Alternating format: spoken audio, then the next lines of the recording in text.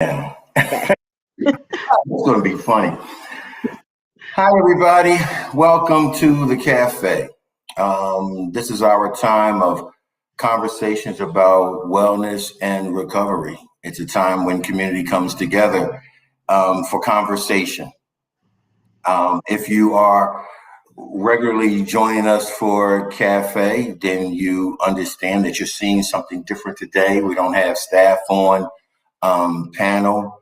We're going to something new, and these are our first guests in our new format, these queens. And our new format is that we're going to bring community resources, community players, community people who are impacting lives to come in and to present and to talk and to have conversation. And so we're changing format just a little bit to give you more bang for the buck with Cafe, right?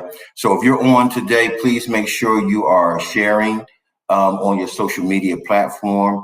As you know, we are trying to build up our YouTube channel. So please go to the Promise Resource Network YouTube channel and subscribe and make sure these conversations are getting out to community.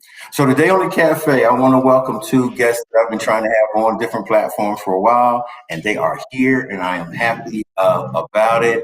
And I'm going to allow them to introduce themselves. I'm going to start with Ms. Marlon, if she would, to introduce yourself and tell us a brief bio about you, and then we'll go to Ms. Garland, and then we'll have conversations at the Cafe.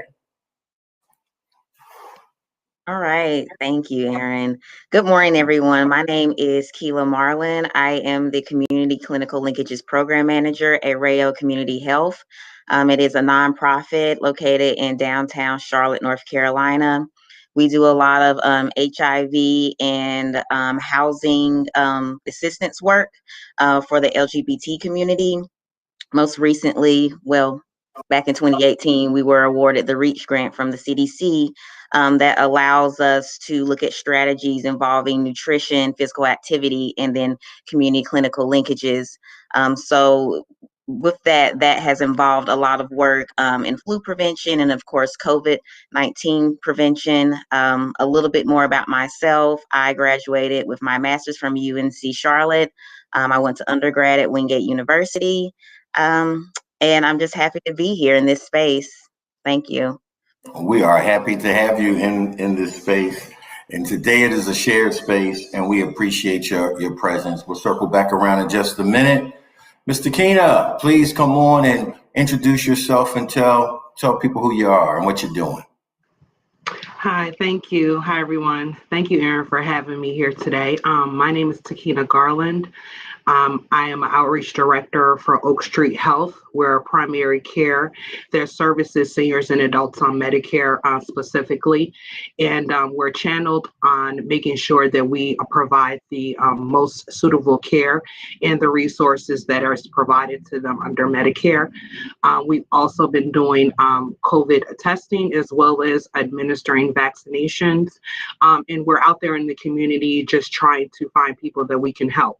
So that's just the basis of what I do. I run a team here that allows us to do outreach work specifically to get to those people that we can service.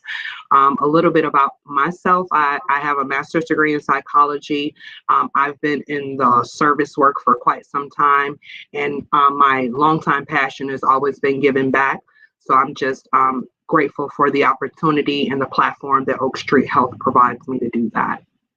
Thank you so very much, both of you, for coming on. I do want to say hello to Aaron, who's on with us. Bruce, Sharon is on. And I want to give a shout out that in April for Aaron, she is going to be using the Cafe as a platform to host for parents in recovery and being able to have conversation to support parents who are building recovery while also doing their parenting. And so just wanted to give Aaron that shout out. And Aaron will be our guest tonight on Through the Eyes of Others with Lisa K and myself at 6:30. So let's dig in the Cafe, right? I want to start with you, Ms. Marlon, if it's okay. So my question immediately is, COVID and how has COVID shaped the way service has been delivered? How outreach has taken shape over our RAO? I think as far as outreach is concerned, we've definitely had to go into the community more so than what we already were doing. So we've had to partner with organizations that had existing outside events. So last year, for example, while flu season was up and kicking, we partnered with local fraternities and NC Medicist and other food pantries within the county to be able to reach the community where they were at. I think other outreach events, it, it just depends on the trust factor. A lot of people are scared to be in certain spaces because of, COVID-19 and not knowing the spread of what the virus can actually do. That and, we're dealing with also the hesitancy in itself of the vaccine. So I think to answer your question, the your outreach itself is kind of limited, but if it's possible to get out in the community where they are already seeking services, that's the best place to reach them, and that's what we've been doing. Specifically for the target audience that your community health organization serves, what have some of the stories been as far as, or reports been as far as, what that individual population, what that target population in and of itself deals with no COVID? What have their stories been as far as being able to access healthcare, being able to look at the disparities in healthcare? Have the target population you serve, have they been affected directly because of either the disparities in healthcare or because of not being able to access as they used to? It's definitely been an access issue. With COVID in the realm of things, in the midst of things, providers themselves have either limited what they can do as far as services are concerned, or postponed certain appointments. So, particularly for my clinic, we allow patients to come in so that we can provide a continuum of care. But at any other particular clinic or healthcare system, it may not be as feasible just because of the patient volume and the workload that those particular facilities are dealing with, just because they also have increased efforts dealing with COVID-19. So I think it is an accessibility issue, depending on the healthcare system and the community clinic, just because everybody is just completely inundated with everything that's going on right now. So, yeah. Appreciate that. So, Ms. Garland, Takina, talk to us about Oak Street. The same thoughts, right? What has been happening because of or due to pandemic COVID-19 at as far as service delivery, and how has that affected your target population, with which are seniors in community? Mhm. Well, pre-COVID, we were able to get out, and mingle with different senior living facilities, different organizations. Once COVID hit, it kind of slowed us down a little bit in reference to being out there and hands-on. Right before Thanksgiving, we started up wellness checks where we were going into seniors' homes doing blood pressure checks. We were doing flu shots. We were trying to get them, engaged because they can't necessarily be out in the community, right? So we were meeting them where they were. And then the cases kind of got a little worse, and there were decisions made that they were shutting all, you know, things going on, the events, everything was being shut down. So what we did was we asked for the community leaders and people that have contact with the residents to send us a list, so that we can do door to door. We can drop off food boxes, or we can get them scheduled for the vaccinations. So just having a line of communication, so that we can get the resources out there to them, has been beneficial. But the barrier has been to just people being really conscious about being around other people, and those that are not in particular satisfied with the waiting list and how long it's taking. But I have seen in the senior populations, they were kind of the first line of people to kind of get vaccinations. So it did allow us to some extent to continue the outreach work, but it did limit us in reference to that hands-on experience that we normally have with our patients. So. Thank you. Bruce asked the question. First of all, he's thanking you for being on. And do you have any, do you reach out or do you have any reach in the Durham area? Does either programs in Durham, North Carolina?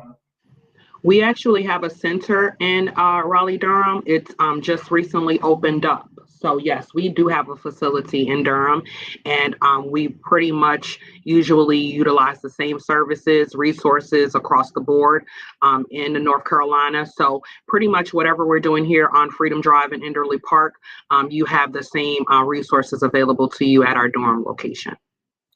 Thank you. So I met you, Miss Marlin, on a and unofficially, right, on the webinar that talked about vaccines. Had some Black doctors on to be able to talk with the Black community about vaccinations and vaccines. What was the response as from your perspective from that information session? We know there's a lot of information, but there's also a lot of misinformation. We know there's a lot of fear. Sessions like the one that RAO sponsored and others nationally for the Black community have been so important. What was some of the feedback that you received from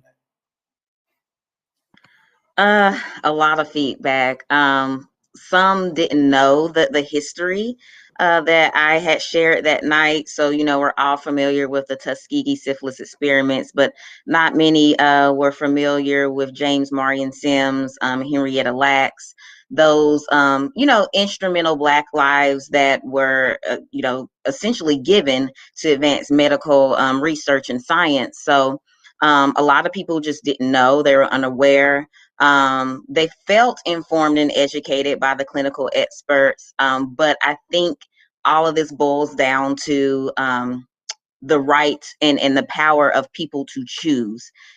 Health behavior is one of those very hard things to change. And particularly with this vaccine, all the, like you said, misinformation and disinformation that's out there. I think, giving platforms for communities and for clinical experts to answer those questions and to educate them and then leave it in the community hands to make an informed decision. That's the best that we can do as far as, helping somebody facilitate a decision in regards to getting the vaccine or not. So to answer your question, a lot of people, they asked for more. They wanted to see more of that. They didn't know.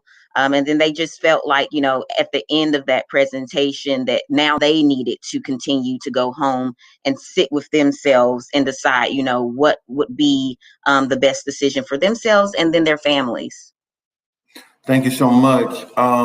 Ms. Takina, so Oak Street actually is one of the places that provides vaccinations, provides the vaccine for COVID. And I know because I got my first shot there. What has been that response? Are people taking advantage of? Are they scheduling? And again, because your population, your target population are seniors, do you only provide vaccinations for vaccine opportunities for seniors? And how are the seniors responding? Because they're in that category that Ms. Marlin and I just talked about, the information, misinformation, the past history. I know I was actually anti until some things happened at work that made me decide, okay, it's the best, smart, safe thing to do. What's happening from an attitude perspective as far as people taking vaccinations? Absolutely. So initially, we do offer it to our patients first, right? We want to make sure that we're offering the vaccination to the people that we're actually in charge of monitoring their health. Secondly, we'll offer it to anyone else that's frontline that at least is over a certain age that fits that particular criteria. We always try to make sure that we're adhering to the necessary guidelines that we're given. Based on the vaccination count. And it's been kind of 50-50. We've reached out to majority of our patients. Majority of our patients have received the vaccinations. And then we do have some that is on the fence about it. And it does take a conversation piece. It does take some educational materials for them to kind of understand that this is more beneficial than it would cause harm. And we're almost leading it by preventative care almost in trying to make sure that everything is in place with their health. So yeah, it's been half and half, I would say. And then the people that have not gotten it have luckily received it from other places, or they're on some form of waiting list. And then the people that are just flat out against getting it, they have various reasons in reference to that. And I don't see it typically in the senior populations. It's more so the younger people that I'm seeing that is questioning the vaccination. The senior people, they're lined up with their arms ready, pulled up, ready to go. So I think that's been great because we're able to save more lives. But the disconnect has kind of been with the younger crowd. So yeah, that's what's been going on here. Ms. Marlon, any idea why that is? Why the young? Because I saw your affirmation when Takina mentioned that. Do you know why that would be that? Because the expectations would be that the older generation who has the history. Why do you think that is? As far as our younger folks sort of stepping back and saying, "Oh, wait." I think, and it's interesting because I actually had the pleasure of presenting the same presentation in front of JCSU, their health promotion club, and so we were able to hear some of the students' reactions, and they feel like it is. Some feel like it's a conspiracy.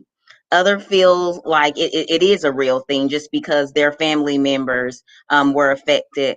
But I think largely what it is just that people don't trust the government.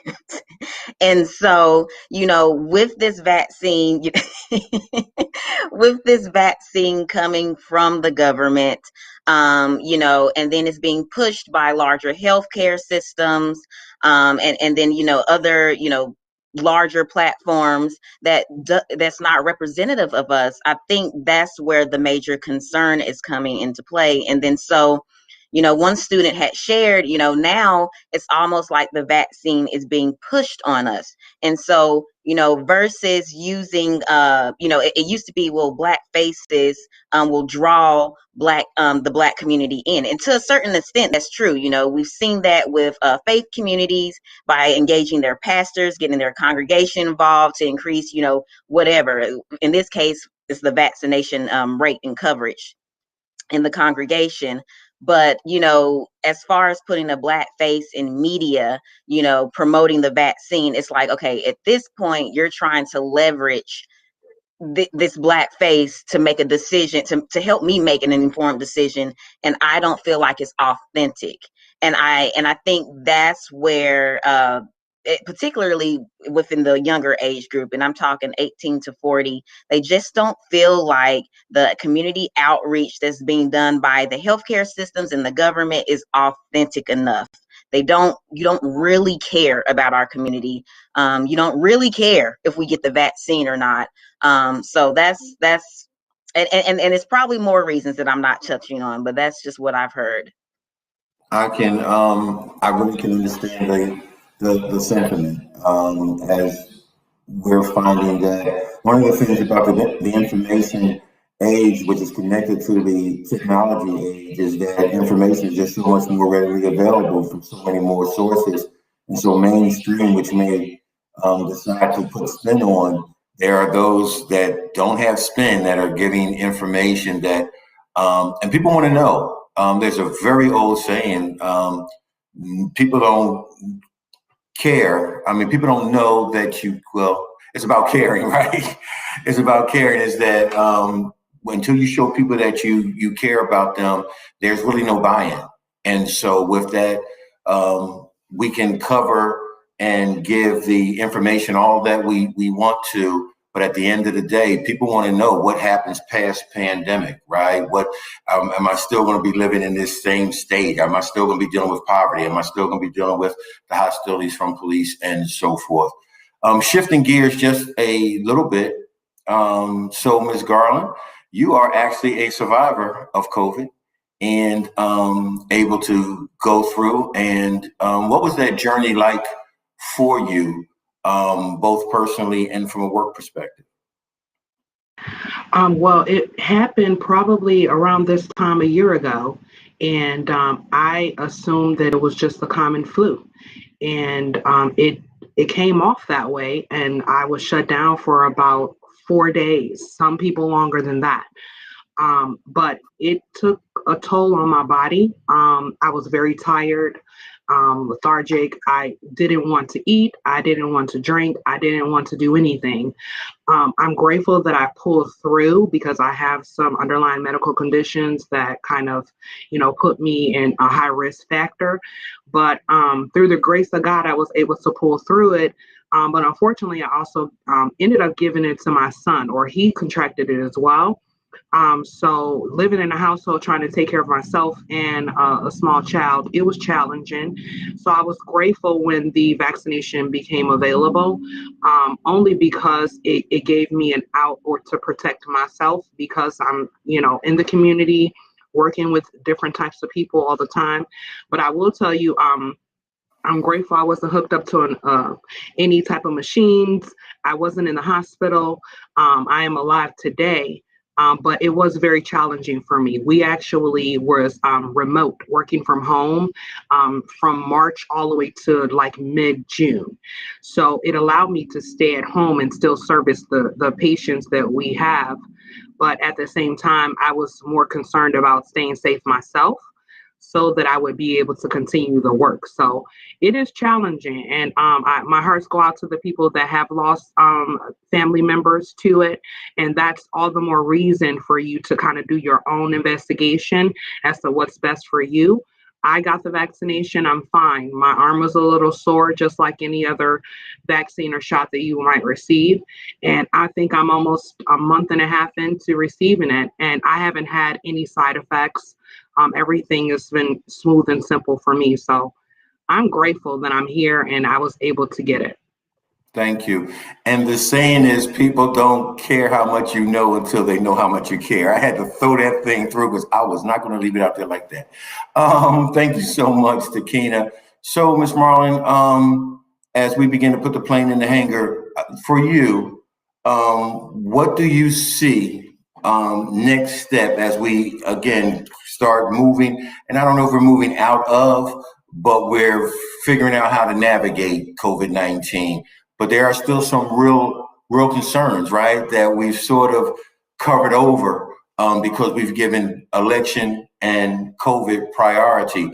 You serve the community that was once considered a pandemic community, right? HIV, people who have been diagnosed with HIV. What next for the community? Because it seems like we don't hear enough anymore about the needs of, about the impact of that particular community. And many of the people who are dealing with health disparities live with that disease, and they're very much a part of community, right? So what is going on with the community? We're not hearing a lot. Catch us up. So I think the next steps, I guess, in regards to COVID, is that obviously, in order for us to reach community immunity, as they say, we need to try to get as many people vaccinated as possible, especially those that reside that can identify within the Black community, I'll say. So, like you said, HIV, those that are HIV positive, or really anybody that is dealing with a chronic condition are at risk of acquiring COVID-19 or any specific opportunity infection that can lower their immune system. So I would say the first step is to get vaccinated. And then the second step, I think, is to be vocal about those health disparities that you are experiencing. I know we feel like sometimes we keep talking and talking and nothing really happens. But I will say, from a research standpoint, that is valuable qualitative data that these healthcare systems and these research institutions, they take back, and then from there they're able to form interventions and tailor and modify current policy so that it's able to affect our community. So we need to be vocal, we need to keep asking questions, and we need to keep the conversation going, so that we can empower each other and then also educate each other as well. Thank you so very, very much. Ms. Takina, Ms. Garland, from the perspective of our seniors, right, from that viewpoint of the services that are provided and your close connection, your knowledge of that population, which I'm one now. Hey, what's happening with Oak Street and our senior population? What can they look forward to as we move forward? What's on the horizon for them? Well, with our senior population here, we're always patient-driven, care-driven. So anyone that comes in, we're automatically offering them the vaccination as a patient, as a courtesy to them. We also are, again, like I mentioned before, we're all about preventative care. We're trying to keep them healthy and out of the hospital. That entails creating events for them like walking club. We have a garden club that's starting up. Things that will engage them to make them feel safe.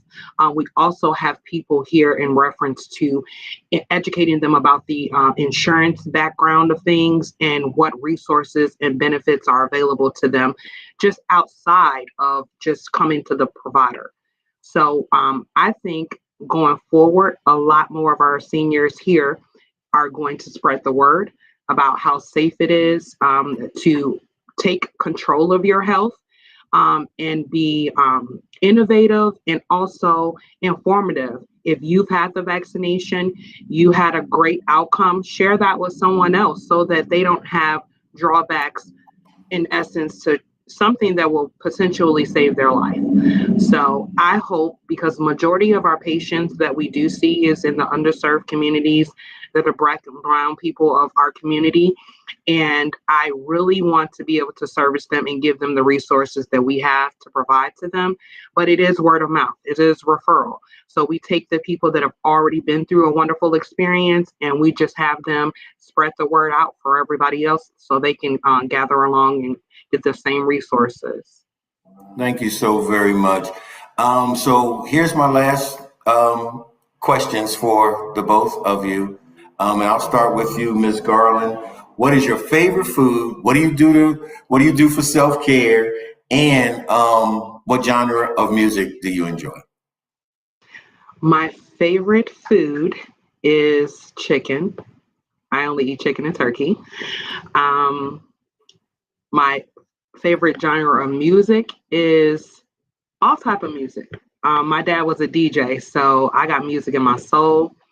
And what do I like to do for fun? Self-care, fun. Hey, self-care. Fun and self-care. What is it? You know what? Just staying positive, stress-free, and making sure that I keep it natural too, because that is less maintenance. So just everything natural and stress-free. That's how I, get through my day. So. All right, Ms. Marlon, before you come on, just want to jump in with JC real quick. He's getting his vaccine today. He says, what can we do to help the African-American community in our areas to get access to vaccine or feel more inspired or included in the process of navigating this pandemic? What would you want to hear to feel recognized? And then Darlene jumps in. Hey, Darlene, that's my bud, Aaron JC. Darlene jumps in. She's getting her second shot tomorrow. Before we have Ms. Marlon tell us those things that we're asking. How about this for JC? Either one or both could answer. Getting this vaccine today, what can we do to help the African American community in our areas to get access? Because I believe he's up around Asheville, in our areas to get access to the vaccine or feel more inspired or included in the process of navigating this pandemic. What would you want to hear to feel recognized? Anybody want to tackle that? I can try to tackle this. I don't know if Mr. Moore belongs to a particular organization, but I was going to say there's plenty of community centers and clinics, and then also, healthcare systems. I'm not familiar with the one up in Asheboro or Asheville. But they're looking for community leaders that will gain them access into the African American community. They're looking for that in Charlotte. So I would have to say that's the first one. If you can find a local clinic that is offering the vaccine, tell them that you are a community leader, you have access to this community. They will be more than happy to come out and set up a mobile vaccine clinic. That just helps, your population, our population, and your community, reach, be able to have access and reach that particular community. And then also, as the process of navigating throughout the pandemic, I said this once, I think using your platform to be able to educate and inform people about the vaccine, about dispelling misinformation that you may see. And sometimes, it's on Facebook or Instagram, seeing somebody say something completely wrong and then immediately responding to it to dispel it. I feel like there's a lot of information out there that's not accurate about the vaccine compared to information that could be out there about the vaccine. And we can help do that within our own community. And so I'll leave it at that. I think you did a good job. Takina, this one's for you. This is from Aaron. Does your organization, does Oak Street Health, help people with sliding scale if they do not have Medicaid? Yes, we actually do. So they will not have a copay. They will not receive a bill by coming to us, but we also connect them with insurance advisors that can get them on a managed care plan that would help with that out-of-pocket expense. So yes, we actually do. Thank you so very much. The resources are here, and it's just a matter of connecting dots. So many people don't know how to access or what is available, and so we want to make sure that we use our platforms to get that information out there. Thank you for the questions, everybody. Ms. Marlin, this is up on you. You're going to put the plane in the hangar. What is your favorite food? What do you do for relaxation or self-care? And what is your favorite genre of music?